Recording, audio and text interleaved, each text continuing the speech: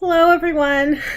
Okay, so I'm going to do a review video and I'm totally going to get it up way before everything else. This is also going to include a little bit of a Waking Box unboxing for this month, and I'll get it done before the next one comes, which will be in Idaho. 2 weeks to Idaho, you guys.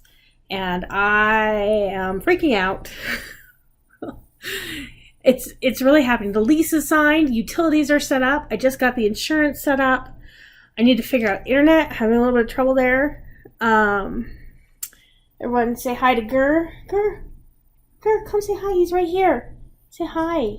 He's like, no, I don't wanna.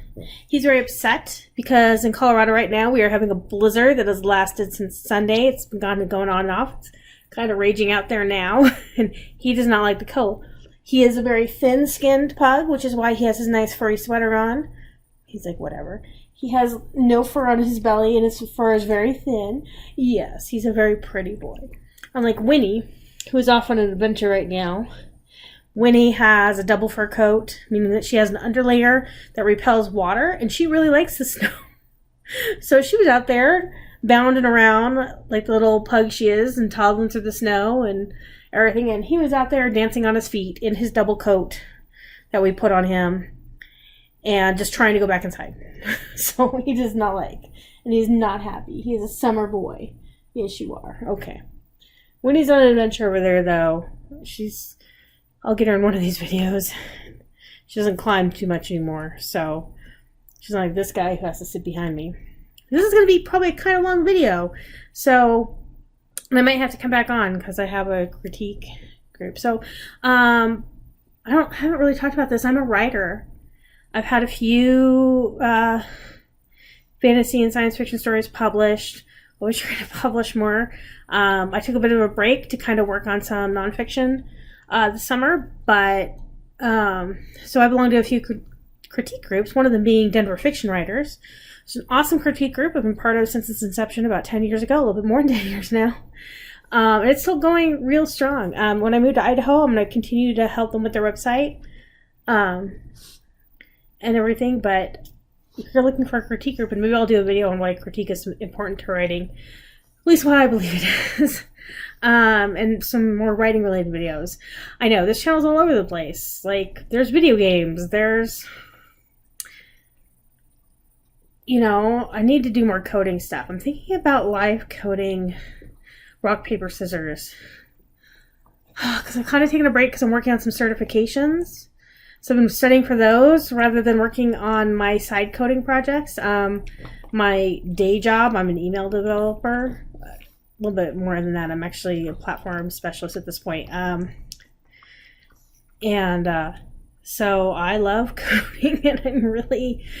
I love computers and things like that, but I also like tarot. And so we'll talk a little bit of everything. Let's start with Awakening in the Box. So I have opened it, and I want to get this done. I really don't have the room or the setup right now. You guys can't see it. I'll try to put a picture up here that shows my wall of boxes. I keep joking that I will take the wall that they're building in Colorado and move it to Idaho. I'm not sorry, you guys. That joke's never going to get old. But yeah, I'll put a picture up. And I was thinking of taking one, but my phone's way over there, so I'll take it after this. And then when I edit it in, you know. Okay, so Awakening the Box.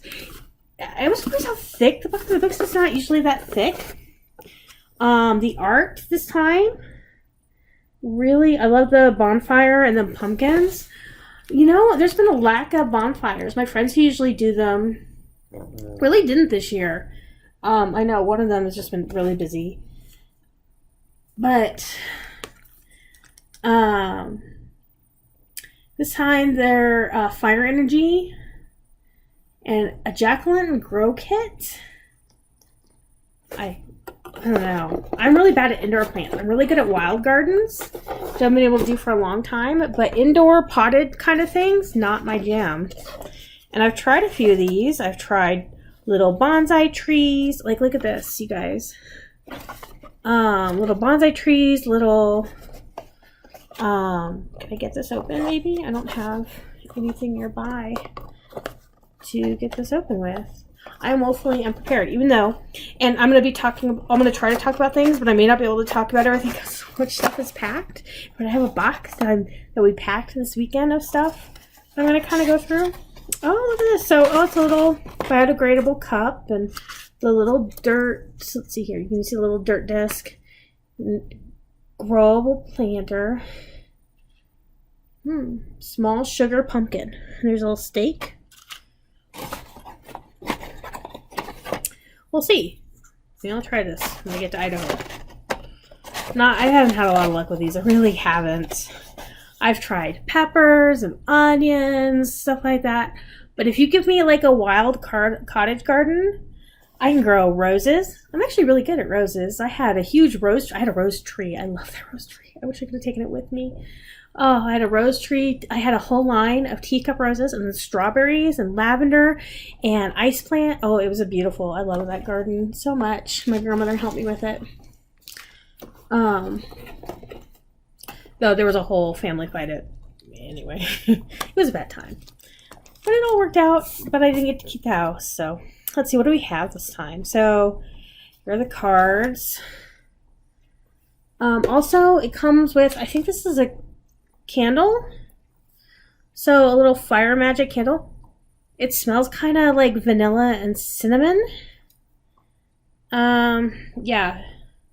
It's a soy and paraffin blend candle with bergamot oil, lemon oil, sweet orange oil, grapefruit oil, tangerine. Okay, that's not what it smells like at all. It smells vanilla absolute. That vanilla basically just overpowers everything in here. But I'll probably just burn this because, yeah. Anyway, cards. So what's kind of cool is garnet. I actually had a nice piece of garnet and it shattered. I don't really have much garnet, little pieces of garnet, but not anything big. Black onyx, which I have quite a bit of. And carnelian, which I also have quite a bit of. Let's take a look at the stones. This time it's a red bag. Fiery. Autumn can be a fiery month.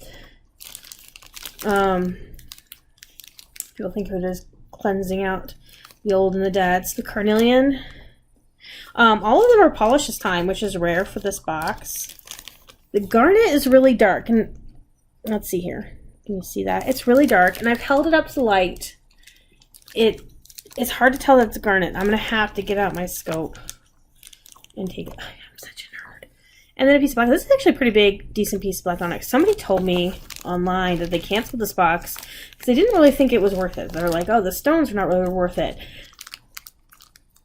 And if you have access to a cheap source of varied stones, it might not be. It is $13.33 a month, and then shipping is on top of that. It's about $55 for 3 months for the little box. I'd like to do their oracle box, but can't afford it. They did a crystal bone one. I was so sad I missed that. And then they do a larger box that has at least one. You get 5 stones, and one is large, which would be really kind of cool to do, but I can't really afford to do that right now because I spend my money like water in other places. But honestly, the things that I get in here have really been worth the price. You know, I don't know that I'm getting a discount necessarily, but most of the items, like you'll find this. You might find these online for things. I'm really sad because a lot of times we'll get things that are Etsy shops, and I'll go look for the Etsy shop later to get more, and they're gone, or they're out, or they don't sell that thing anymore. Like that wonderful spray. It was a salmon spray. I think it was an October box a few years ago. That's Waking the Box this time.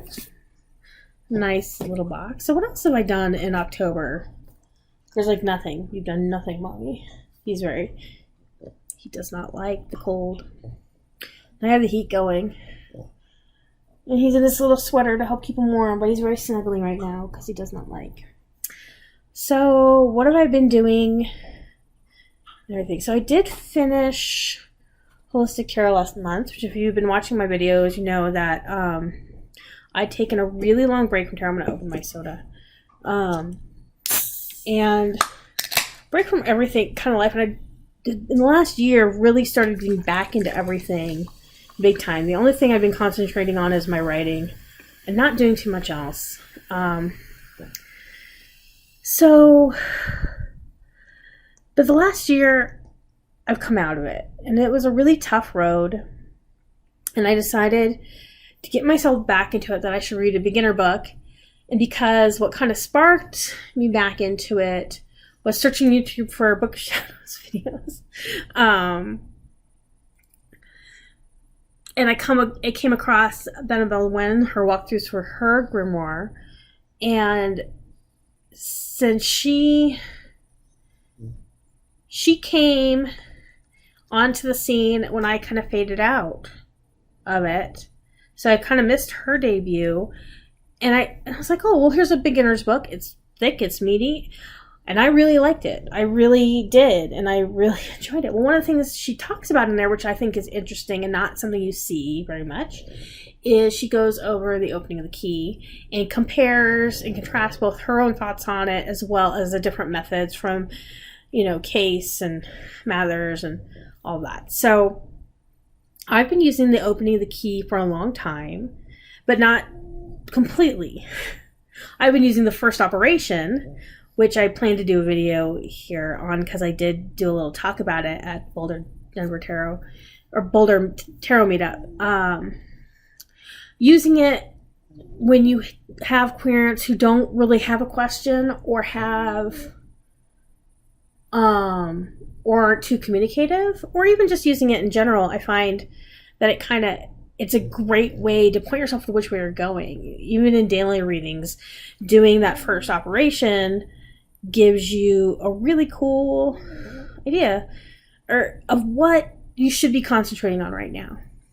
And I've been using it as laid out by Paul Foster Case in the Oracle of the Tarot for a long time. Probably a good 4 or 5 years at this point.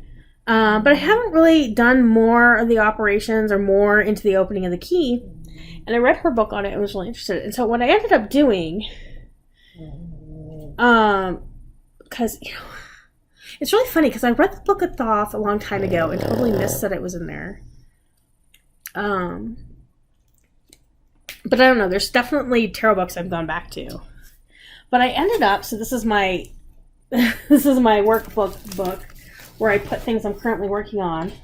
So I purchased her course on the opening of the key. So this is her course book from Annabelle Wen, which I went ahead and printed out. I have this in here, and I have the current Queria. So I've been working on Queria lessons.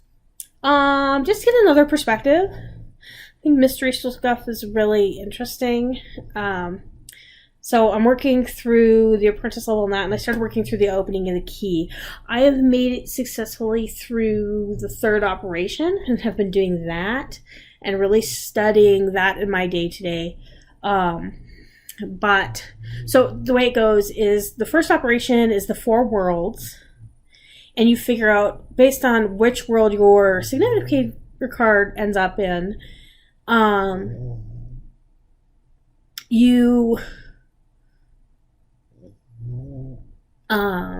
you see what you should be concentrating on, whether it's money or family or relationships, work, what have you. So, and then you lay out the cards in that pile in a circle and you do a card counting based on what I would say are rummy numbers. Most of them are, when this was developed, it was during the time period that rummy was really popular, and I played an inordinate amount of rummy as a younger girl. An inordinate amount of rummy. And rummy was really popular in the late 18th or late 19th and 20th century, and early 20th century. So those numbers make sense to me as a rummy player. And that's where I would say they came from. But I have no proof. But they're rummy numbers, I'm telling you.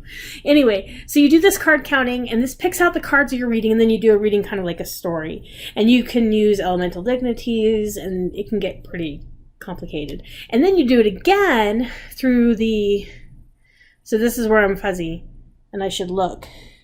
Is it the houses first, and then the zodiac? What am I on? This is the third operation. I'm just going to kind of flash it because you should, if you want to do this, you should buy her course.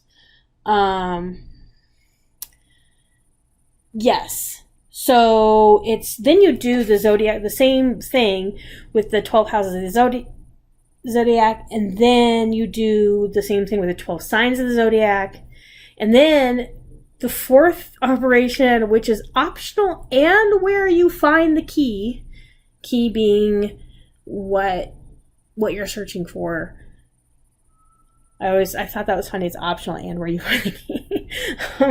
You do the 36 decans, and since I'm moving and everything is a mess in the giant wall box, I have no room to do it. I don't have any room right now. So I've been studying it, but I haven't actually done it because you do the 36 decans. And then you do the Tree of Life. So, okay, this is something I like to talk about. So if you've read a lot of earlier tarot books, especially in the 80s and 70s or even earlier, they're very cloudy. We're telling you something, but not really why. You need to memorize this. You don't really like. And my favorite, again, I brought this up before, Emily Peach's tarot workbook is very much like this. Well, if you look at these people are all part of mystery schools. And you learn and you memorize X things, and you're eventually let in on the mystery of these things. And otherwise you're misled because you don't know the mystery. Well, if you look at a lot of books, up until about the mid-90s, there's a Tree of Life spread. And neither here nor there, but there's always a Tree of Life spread, even if it shouldn't be there. For example, the original, if you saw my Arthurian tarot video, the original Arthurian HoloQuest books had a Tree of Life spread. The later ones don't. So the last operation, the fifth operation, is the Tree of Life. And I want to say that this is why they have you memorize that spread. This is why it's there, is because you're supposed to use that to discover your key. Annabelle Wen makes a very good and interesting point about using a mystery that resonates with you. In her case, the Low Shoe Square, I think, is the example that she goes over in her videos and in Holistic Tarot. And I was thinking about this myself. So while I've spent a good deal of time studying the Tree of Life, it doesn't really resonate with me, and it never has. It's only very recently that we discovered our family actually had a Jewish history that was hidden due to politics. It's very interesting story from the pieces we were able to put together. So, yeah. And so our family has a long history of religious division, which has continued to the modern day, oddly enough, and further splintered. But my family used to be Jewish. But I didn't grow up with knowledge of what we were doing had any Jewish roots. So my family does things that have Jewish roots, and we had no idea. We thought it was just what people from my grandfather's side of the family did. And so we did them to make him happy because he wanted it. He wanted his family to know those things and do those things. And he didn't know. Not really. Because he was very young when his family died. So, yeah.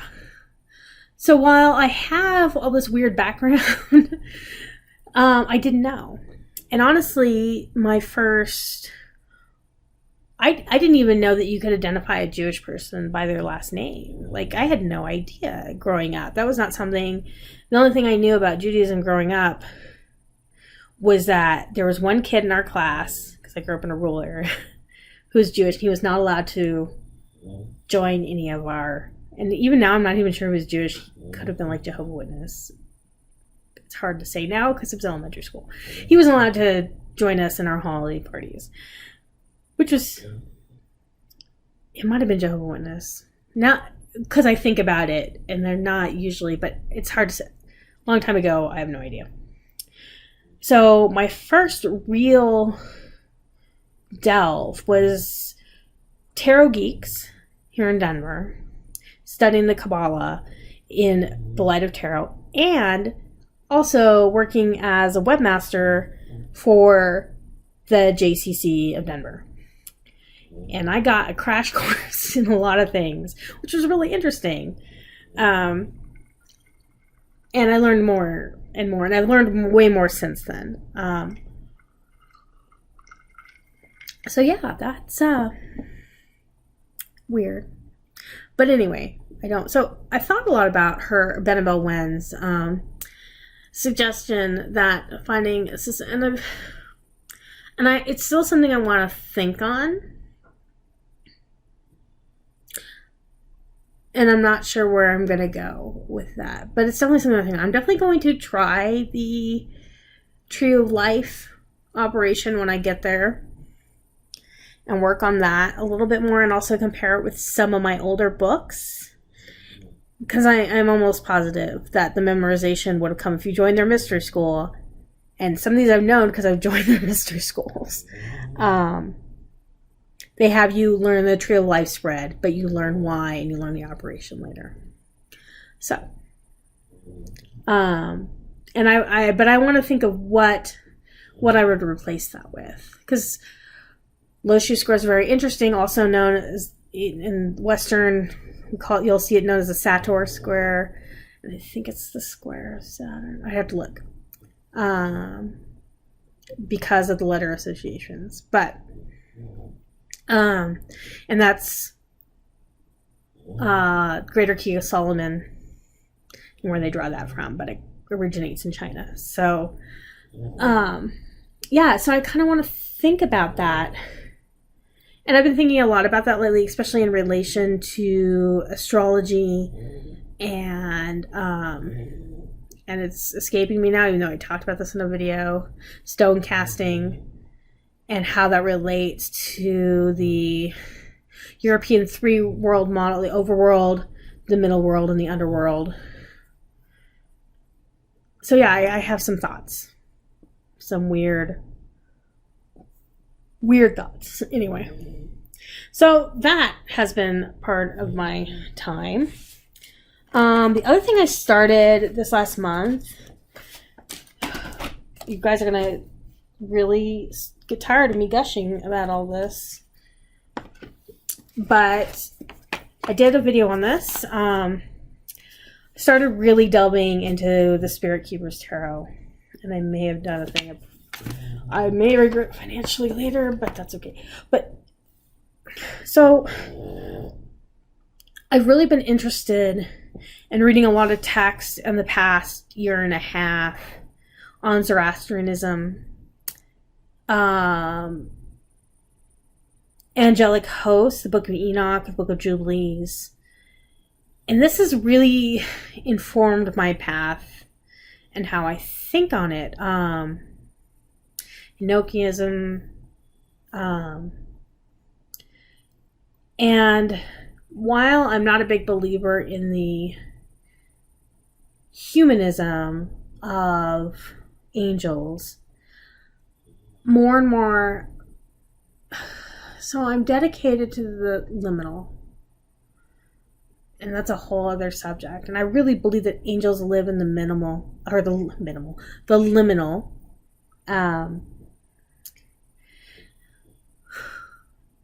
And so this deck, the Spirit Keeper's Tarot has really blown me over.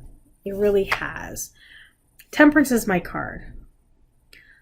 I am Sagittarius rising, Sagittarius sun, Sagittarius moon. Triple threat of crazy. And this is a deck that I would call, in my studies, a temperance deck. A deck based all around the Temperance card, which is the card of Sagittarius, if you follow that particular school of thought. And I am just blown away by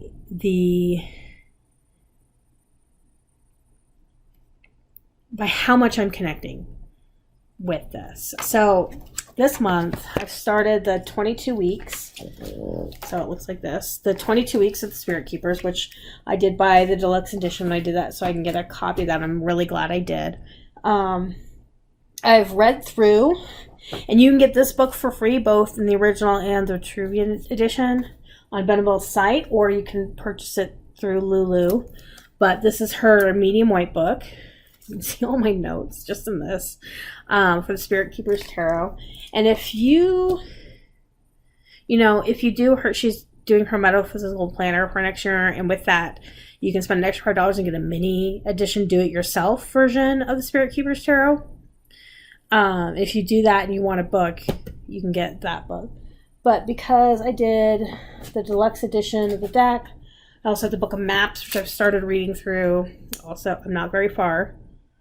But it's already the notes. And there's just so much spiritual practice with tarot that I really resonate with. My daily practice includes tarot journaling, and it is part of everything I do. I read from the Book of Tokens. I am a BOT member. And so much of what I do has to do with tarot. And so this is just... If you saw my Arthurian tarot, where I've said in a few videos ago that I've decided to step away from it after 20 years, following HoloQuest over and over again, through the different versions.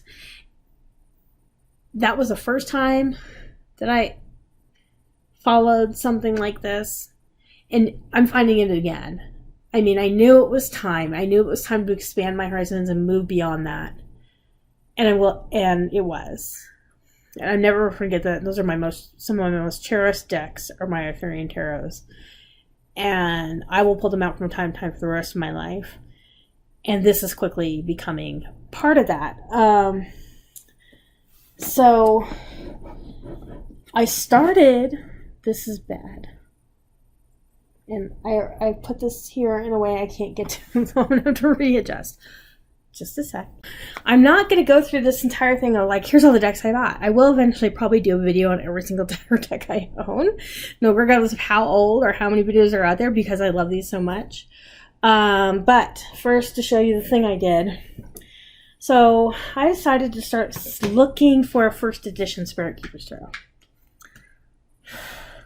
If I had thought about it, or even, and I really didn't until I read the medium white book. When I read why she decided to do a second edition to make it more accessible, I always want to know the mystery. And I'm an idiot. Oh my God. If I thought about this a few months ago, I could probably have gotten one for fairly decent price within the $100 to $200 range. And you could still find decks like that on eBay, but they jump up there right now. I found one in about the $400 or $500 range, and nobody else bid on it. There were other ones who were, I don't know why, probably because this person wasn't selling the deluxe edition. Other people were selling the Book of Maps and their 22 weeks and everything with it.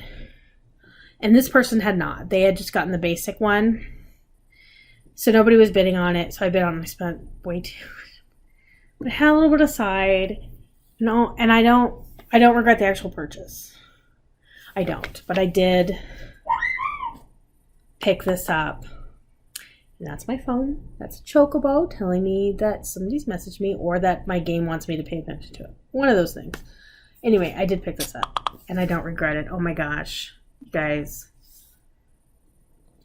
This was never opened. I think it's number 1. I know, and I opened it because I'm going to open it because I'm that person. It has all the stickers and magnets and everything. Yeah, this is 116 out of 1,000. It has the little card. I'm probably going to do a video once I do my mini version from the metaphysical with all 3 decks. Just do some comparison, but I'm mad, you guys. Totally, completely mad. And I love it. I have been sitting there, I've been comparing the cards during study and meditation, and this is worth it for me. And Annabelle, who I'm sure does not have time to watch my videos because she's doing too much awesome stuff, probably thinks I'm a stalker. I'm reading and watching all their stuff. Okay, so you know what a geek I am. What else have I been doing? So I can't pull out every deck that I bought because I spent way too much on tarot decks. Did not help. I was going to tarot geeks all the time. I have enough content to do videos for the next few weeks. I just need to get them edited and set up so that they'll post and I'm not so late because I like to get to do at least 2 a week. But I pulled out a couple. I got the Big Tarot. I don't keep tuck boxes. I don't. So, yeah, and that makes other people sad, but not really me. But the Big, also known as the Cat Boobies Tarot, I like to call it. I mean, this is adorable. It's very Hidden Forest-esque or magical forest-esque. And it has a Happy Squirrel card. Woo! And I'll have to do a video on this when Ozark Tarot has done one. You should check hers out. I love those decks all the time.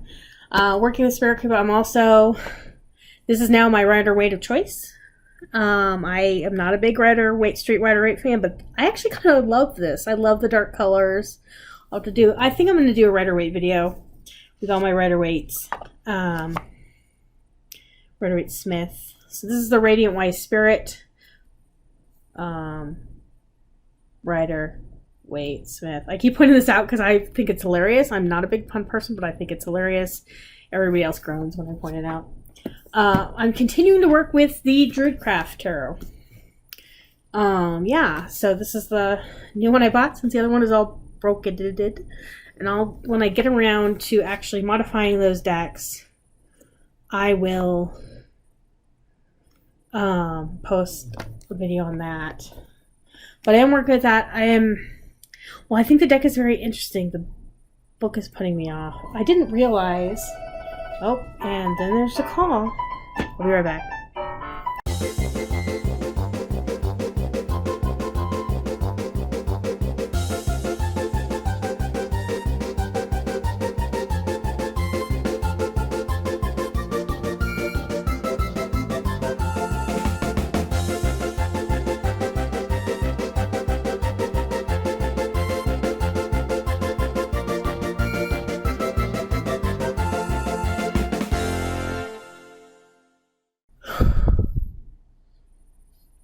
You know, it's so bad and so cold that just going outside makes your back ache. Okay. So it's been a couple hours. I got called into work. There was a thing. Had to take the dogs out. It's still the same day, mostly. So let's get through this. I don't really remember where I was. Look at my notes. Gur's currently mad at me because I took him outside. And Winnie is wandering around the house aimlessly, as she's wont to do at this time of night. So, I was talking about the Druidcraft Tarot, I think. I have a few more thoughts on this. So, I'm working with it. I really like the imagery. And as I read these, just in regards to the imagery I see on the cards, I'm connecting with the deck on that level. But the book, with its Druid and Wicca focus, which is this kind of weird mishmash. I did pick up the Wildwood Tarot, and I think I may take a look at that in conjunction with this. But I also want to take a look at this in conjunction with the Druid Animal Oracle and the Druid Plant Oracle, which is by the same authors. And I think it needs to. I think if I look at this, a more holistic. The Druid Animal Oracle, Seeker's back, or at least his butt is. Curly butt. Dude, okay. Sorry. Dogs are not appropriate people. So, dude. Okay, now he's just chewing his foot. Okay.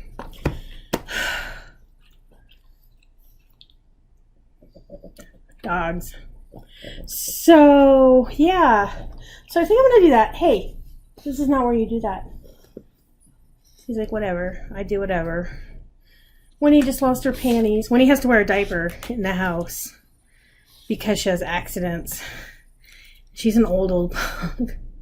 But she tends to lose her diaper, lose her panties, as we say, all over the place. So I have to go find them and put them back on. And it's because the pugtails. So pugtails, see those nice curly tails? Let's see, girl, show them your nice curly tail. There you go. See, nice curly pugtail. They have to consciously hold it up, otherwise it droops down. Well, if they let it droop down and curl it back up, let it droop down and curl it back up, it just works those panties right off. So there you go, a little bit of inappropriate dog commentary right there. Anyway, life in the Norton house. Okay, so yeah, the Druid Animal Oracle is actually one of my most favorite Oracle decks. I definitely come back to it time and time again. I don't have a huge Oracle deck collection. I do have some, and there's even one I'm talking about working with here as soon as I figure out where I put it. But yeah. And so that's why I'm starting to get into these more, and why I bought the Plant Oracle finally. So we'll see where I go. So decks that I've gotten rid of. So 2 left. I'm still trying to find a home for the Aurora Gemstone Oracle cards and the Adrian deck. I think I might do a longer video on those, and then I'm going to put them up on eBay after I move to Idaho. But really didn't find a home. Everywhere else, found homes for pretty easily. The Tarot of the Elves, my daughter took a look. She's like, "You're trying to get rid of this one?" I'm like, "Yeah." She's like, "I want this one." Okay. So, yeah. But some other things for the Witch's Tarot. So I had an original edition of the Witch's Tarot I was showing on here with the Yellow Book and the Witch's Kabbalah, which is a Wicca-centric version of the Kabbalah, very different from both Jewish and esoteric versions. Not my cup of tea, but something happened to their deck and they direly wanted it, and so a friend was looking, and I was like, "Oh, I have it." It was funny because she was like on Tarot Marketplace, and even though we go to the same meetup and she runs one of them, I was like, "Oh no, I'm getting rid of that too." So we talked about it, and so I got this, which I had lusted after, even though I know a new version just came out and I'm debating getting it.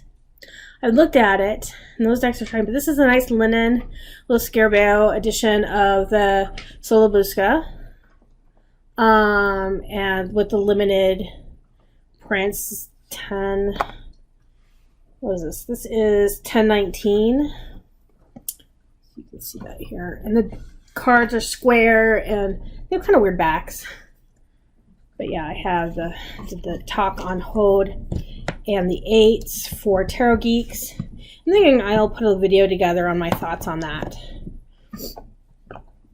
as well, considering Hode is the Sephirah of the Archangel Michael, who really is the only angel with human features. With the long blonde hair and the white skin. Though it's supposed to be more like an alabaster cast, not human, if that makes sense. So, interesting. And then I want to get a copy of the Sawyer Tarot, but Jamie Sawyer, I don't have a copy yet. I'm not really too interested in the Memorial or even the tiles. The tiles are kind of cool. And if you follow them on Instagram, her and Benabel Wen, she made Benabel a version of the Spirit Keeper's Tarot with the tiles, and that was really nice for her, really kind of cool. But her work, if you haven't checked out Jamie Sawyer's Etsy page with her tools and boxes and everything, so one of the things she does is she makes these custom boxes for tarot cards, and you give her the measurements, she'll make a custom box, and it was awesome. She has great customer service. She contacted me immediately and said, "I think I need to see some pictures and a few other things to make sure I do the right box. So I have an original edition English version of the Rorig Tarot, the really big one, give you the size," and she just made this excellent box, and I chose her Sawyer Tarot. She has different makes and wood and everything like that, and it's great. And it's this puzzle. Let's see. It just lifts right up here and out, and it fits the deck perfectly. I mean, look at that. I needed a place to store it because I don't have a bag that's big enough that I like. And I use the deck still from time to time, so I wanted it to be accessible. And these were just, oh my god, you guys, these are so worth it. Go check out her Etsy page. I'll try to remember to put a link down in the bottom. I think I have before, because this box is beautiful. And she just has the best customer service. She is right on it. She got it right out. When she had questions, she contacted me right away to make sure she got a box that fit this deck. So this is definitely a weird shape. And she has different woods and different patterns. It is just awesome. And I can't recommend it. I'm lusting after some other things on her Etsy page. I might want to get some more boxes. And one of the decks that I got was the Last Unicorn. And I didn't get the Kickstarter edition. Supportive Tarot with Lisa, she just put up a video walkthrough where she got the nice wood box and everything. But I will tell you, if you order it now, I'm going to show you that in a second. That's separate. So you still get the faux leather book and the cards, including the additional lover's card and the signed, there you go, Peter Beagle card. Totally worth it. Beautiful. But it's really thick. So she was saying 400 GSM or 350 GSM. So it's a really thick deck.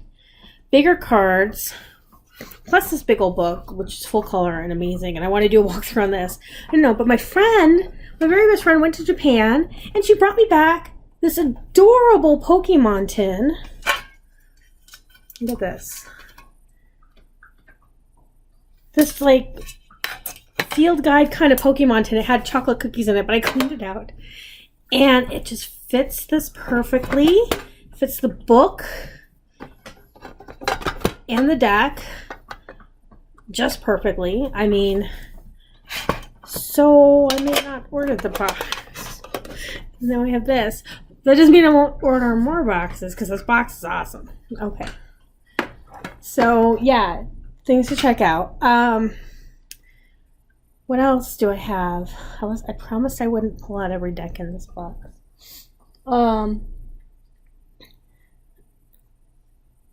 Things I've read, am reading. Where is it? I put it up here. Sorry, I'm a little. Oh no, that's. Oh yeah, I did. Okay. So I finished. I have the Soul Cards 1 and 2, which are. They're really back, so I can't show them to you. I'm going to do walkthroughs. So there's these beautiful cards, no titles, no numbering, of these very evocative kind of chalk and pastel scenes. And I use this for my daily pulls. So I like to use Oracle decks for daily pulls, for just the single pulls. And I didn't really use the book at all because they're not assigned meanings. I've had them for years and years and decided I was going to use them together in conjunction. There were 60, so I used them throughout August or September and October and just finished up with those. And I decided to go through the Heal Yourself, and I don't have the cards here with me right at the moment, but I picked up this after, oh my gosh, those Supportive Tarot with Lisa anti-haul videos are like crack. Like I buy both. She's like, I'm not going to buy this because it scratches this itch. And I'm like, I'm going to buy this and this. I'm horrible. I'm a horrible collector, y'all. Just to tell you. But this is really interesting. And what's really nice about these is that each card, so they have readings and stuff, but each card actually has a meditation under this action section to do. And so I've been doing one of these each day. And journaling on that. And it's been a very positive and interesting and introspective experience. And I think this is the right time to do it.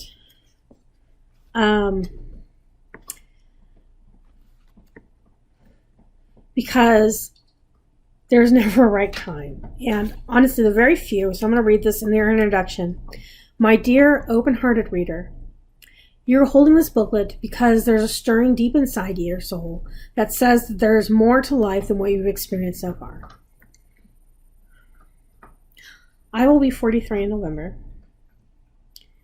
And I'm making what is possibly the biggest move of my life in 2 weeks. And changing up everything I know and everything I'm doing, even though things have been going so great. I mean, really great for me over the last 10 months. Or even 11 months, I guess now. Yeah. And that really spoke to me, and so I'm going to spend some extra time and some journal time with this. The other thing that is, this is not the right time to do this, Michelle, is I want to up my drawing skills, which I've let lax over the last year and a half. And I mostly paint. I've done some work as a colorist, both in the 3D art world, as a miniature painter, which there are some videos here, and I want to get up. There's one I have finished. There's a comment on the Dragon one saying, this is obviously unfinished. I wouldn't call this finished. No, it's not. It's just video number 2. I never did video number 3 because I stopped painting because my hands hurt so bad. And so, was it 2017 or 16? I want to say it was 2017 winter. My arms froze up. Completely froze up, and I couldn't move my hands. When I relaxed, my hands went like this. Not like this. Like this. And I couldn't move them. It hurt so badly. I had to wear braces on both arms. And it turned out to be, so, okay. It's I guess confession time. So I have a few conditions. I have one of which being fibromyalgia. I am told that it's a miracle I'm walking at my age. But for the majority of the time, I'm in intense pain and exhausted. Excessively tired, like sleep at the drop of the hat, exhausted.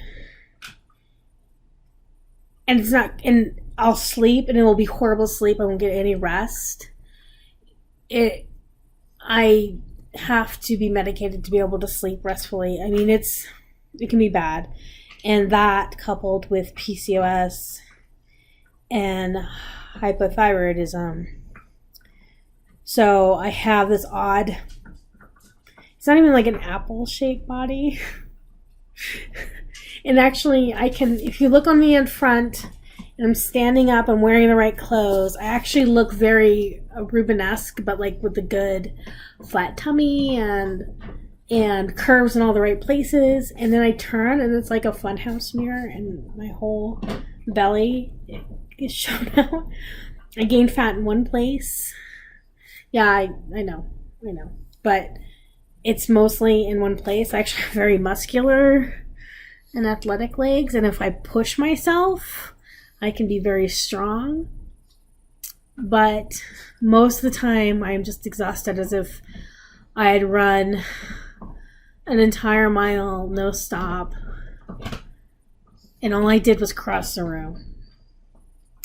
And I fought very hard, and yeah. So, I stopped painting miniatures. I had a hard time playing video games. I stopped drawing and just painting in general. And it was really tough. The job I was working at the time didn't know what to do with me. They hired me because they saw me as a unicorn. Don't be the unicorn. I know there's a lot of awesome and life-affirming things about being the unicorn. But the reality is, if they hire a unicorn, nobody knows what the fuck to do with a unicorn. So, if you want a video where I talk more about that disability and what PCOS and hypothyroidism is and what that means to a person my age, and it's not fertility. That's the first thing everybody's like, oh, we got to fix your... No. There's so much more to it than that. if you want a video on that, I'll consider doing one. Because yeah, it's tough, and I've made a lot of life choices to prolong my activity. So I love cats. Had cats for years, but I made a conscious decision not to get another cat when my last cat passed, and instead get another dog to keep me moving. Anyway, all of that happened, and through a lot of therapy, I was able to gain most of my motion back. And they basically said it was just my fibro, and I can expect things like that to happen again. Yeah. It's kind of like your whole muscles tense and spasm out. I don't know. There's not a lot of treatment for it. They mostly just stare at you, tell you to lose weight. Just a whole other thing. Anyway, so I got this book and started to do You Can Draw in 30 Days. It seems kind of kitschy, and it is kind of kitschy, but we'll see. I'm still on day 1 because I've been doing day 1 over and over again.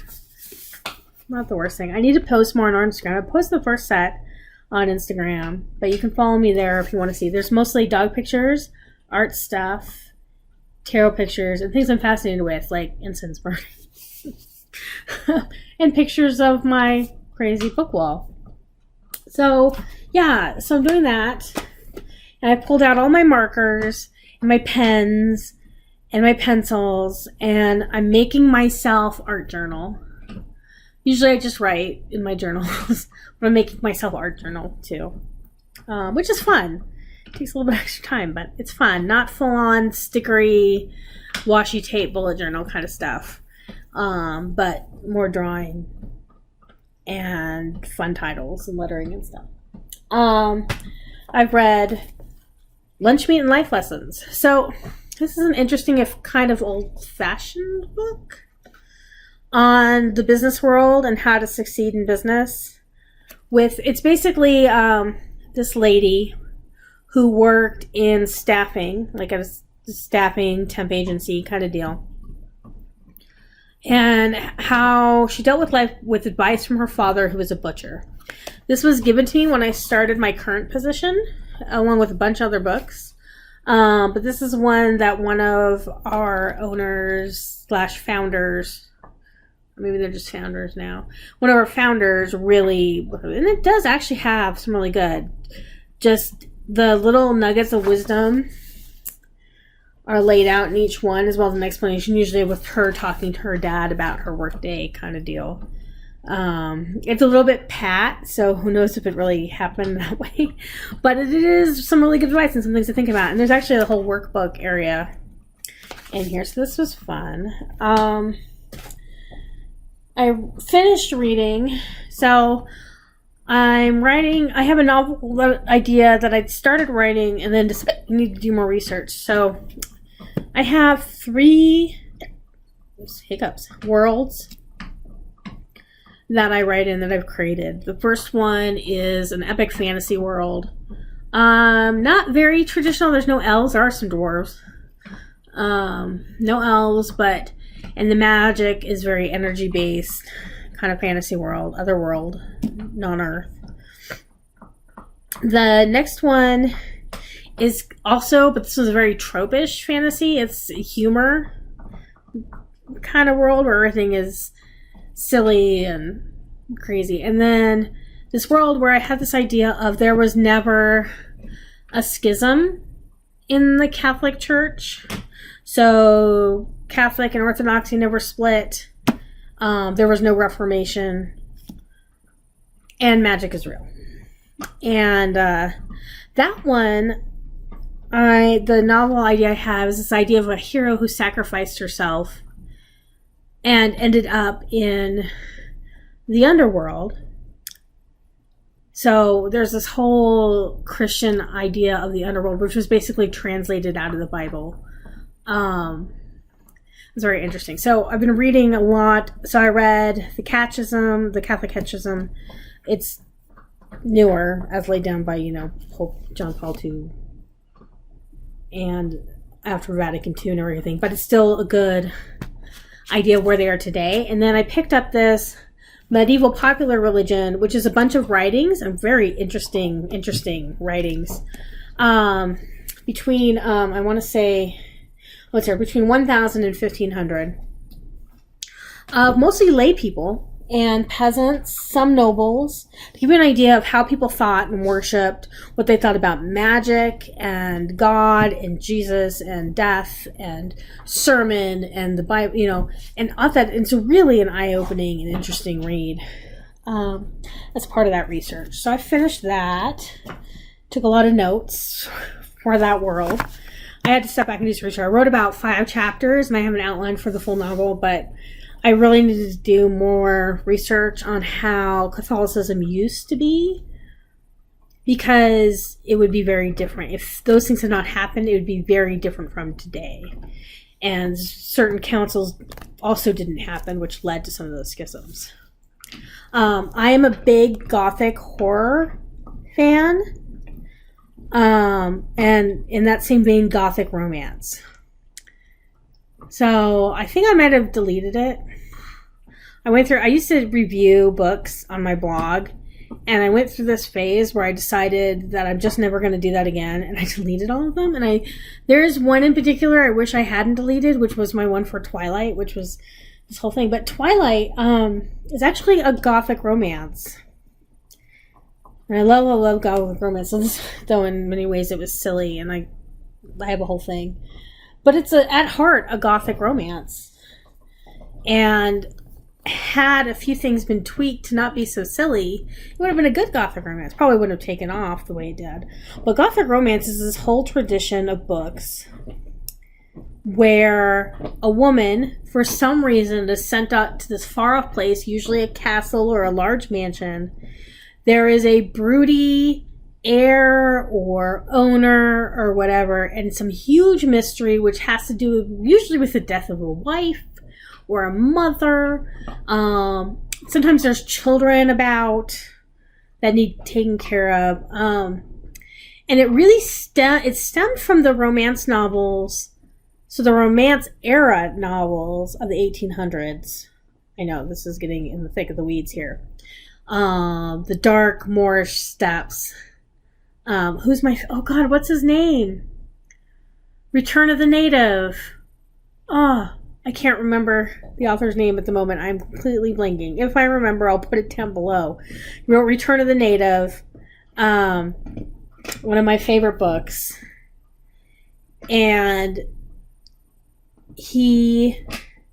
Wuthering Heights is from that period. And the Brontes. The Wuthering Heights I hate for so many reasons. But out of that stemmed the Gothic romance, which by and large is written by men posing as women. So if you go look up the women who've written these novels, you'll find out a lot of them are men. Not always, but a lot of them. One of my favorites in a more contemporary vein, though the novels themselves are not always in a contemporary setting, is Victoria Holt. Love her books. But I have this one by Priscilla Hagen, who I've not looked up to see if it's a man yet. But I marked it on Goodreads. Castle of Fear, also posted under The Mystery at St. Hilaire. This is a more contemporary, as in, it was contemporary at the time this was published, which is in the 1960s. And these usually are not set in contemporary time frames. They're usually in the 30s or earlier. A lot of colonialism tends to be in these. A lot of the English lords with wealth diminishing and in need of something new kind of deal. And this one was pretty good. A little bit dry at times. And the owners of the castle she ends up at are more sympathetic than they usually are.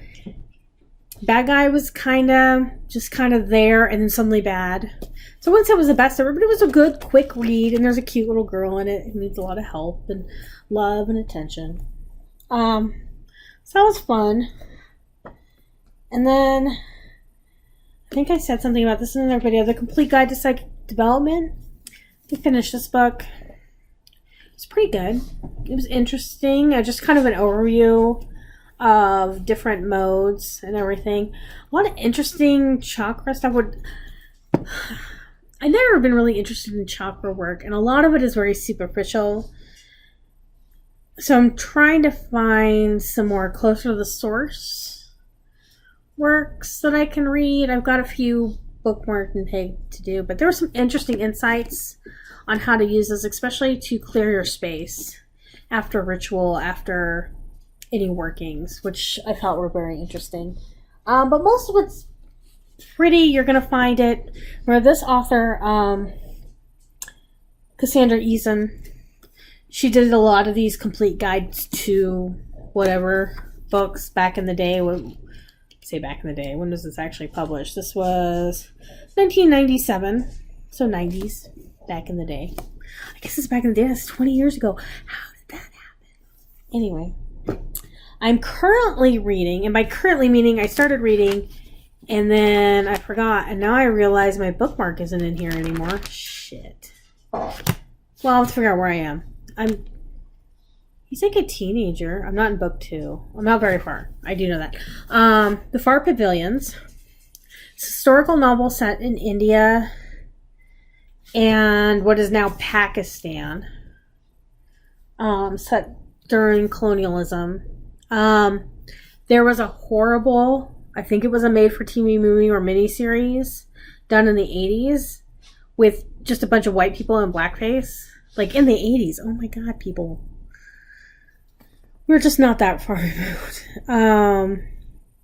It's pretty famous people off this book. So far, the book is way better. But it's very much a historical novel. It starts when the boy was born. And so the premise is that the son of an English lord and an English lady, that they were very wild and loved to travel, and they were in the wilds of India just as India revolted against the British crown. Their son was born and they died. And he was hidden away by his nurse, who was an Indian woman. And he was brought up with some Muslim and some Hindu beliefs. And he ends up in the court of a prince as kind of like this, I like you, you're my friend and companion, and also my servant kind of deal. And he grows up in that, not knowing his heritage, that he's actually the son of an English lord. He's told that he's Indian and things like that. That part makes sense, but all the main actors in that movie were just white women in blackface. Don't watch the movie. But the book so far is very interesting. If you like historical novels that are very thick and from birth to death and beyond kind of thing, so far it's been pretty good. So we'll see if that holds up. And very interesting. But it is The Far Pavilions by MMK. And that is... Sorry, Gur wants me to go fill his bowl. So he's smacking it around. This was originally published 1978, it looks like. Yeah, 1978. And this version is from 1988. This would have been in print about 10 years for this one, and you probably can still find it. It's one of those books you see in every used bookstore, so check there. Probably in libraries, maybe. Libraries are kind of weird now. I heard another... Did I go over everything? Was that it? I feel like I had such a busy month. There's so many decks I haven't gone through. Oh, you guys. So much stuff. I don't know. I'd like to hear, like, what big changes has this year brought you? I feel like this year has been nutty crazy. My daughter graduated high school and moved out and has started college. And my life is being turned upside down. And I'm doing it to myself, and I think it's going to be a good thing. Even though I'm leaving behind some wonderful people and all this craziness. But yeah. So yeah, that's my October. Plus I bought a bunch of decks. And I need to do walkthroughs. I've been keeping a list of ones I've done. And I have some more fun stuff, some more actual tarot stuff to do. Where maybe we can learn some new things. And, so if anything interests you, if you want to see more, would like to do a walkthrough or talk about various things I may have mentioned. And there's always a pug. I don't know. You guys can't see him. He's laying down here again, being kind of depressed. Poor boy. He's so cold. He's so cold. Yes, he is. He's my baby, though. He's my baby. Winnie's a little independent pooch. She's stoic and don't care. And she's off wandering her wanderings. But this little boy is my buddy. You can't see him at all. Let me get him. There he is. He's like, oh God, Mom. Pugs. I have a whole story about that. Maybe I can do a video on that, I think. About why I have pugs. And I did mention one of the reasons why I got this boy is to keep me going. He's my lover. Okay. Well, I hope you enjoyed this, and it's often rambling, and I think it might be an hour and a half long. Well, there'll be some editing. The other thing I'm thinking is that after I get settled, I think it's time to hang out my shingle again and accept readings. So I think I'm going to add readings to my website, do them on Etsy. We'll see. I've done a few for people pro bono, and it's going really well. So maybe it's time to open up again. I've been reading for 30 years. So, oh my gosh, you guys. Okay. Thank you so much for listening, and we ramble, and we'll have some more stuff that I've pre-recorded, get it up there, and we'll see how things go in November. Comment below if there's something that you heard me mention or wave in front of the screen like a crazy person, and want to know more about or me to do a video on. Let me know, and thank you all for listening.